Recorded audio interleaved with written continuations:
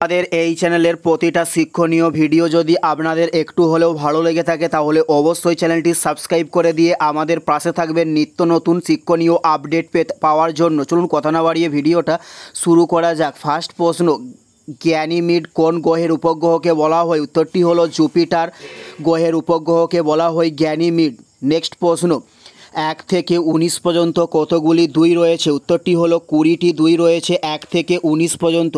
উত্তরটি হলো 20টি দুই রয়েছে 1 থেকে 19 পর্যন্ত। নেক্সট প্রশ্ন, পলাশির যুদ্ধ কোন তারিখে হয়েছিল? উত্তরটি হলো 23শে জুন পলাশির যুদ্ধ সংগঠিত করা হয়েছিল।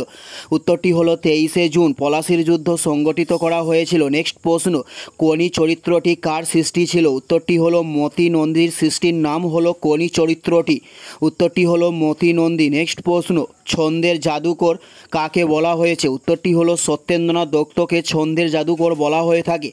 উত্তরটি হলো সত্যেন্দ্রনাথ দত্তকে ছন্দের জাদুকর বলা হয়। নেক্সট প্রশ্ন, সত্যজিৎ রায়ের পিতার নাম কি? উত্তরটি হলো সুকুমার রায়। সত্যজিৎ রায়ের পিতার নামকে বলা হয়।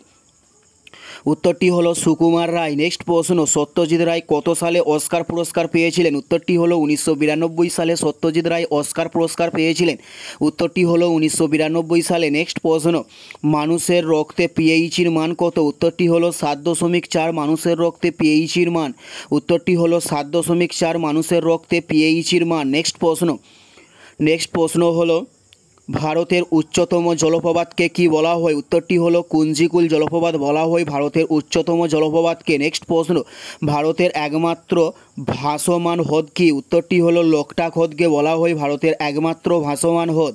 উত্তরটি হলো লোকটাক হ্রদকে বলা হয় ভারতের একমাত্র ভাসমান হ্রদ। এটাই ছিল এই ভিডিওর লাস্ট প্রশ্ন। আর কোন ধরনের শিক্ষণীয় ভিডিও আপনারা প্রতিদিন দেখতে চান অবশ্যই কমেন্টে লিখে জানাবেন। পুরো ভিডিওটা দেখার জন্য অসংখ্য ধন্যবাদ। Thanks for watching.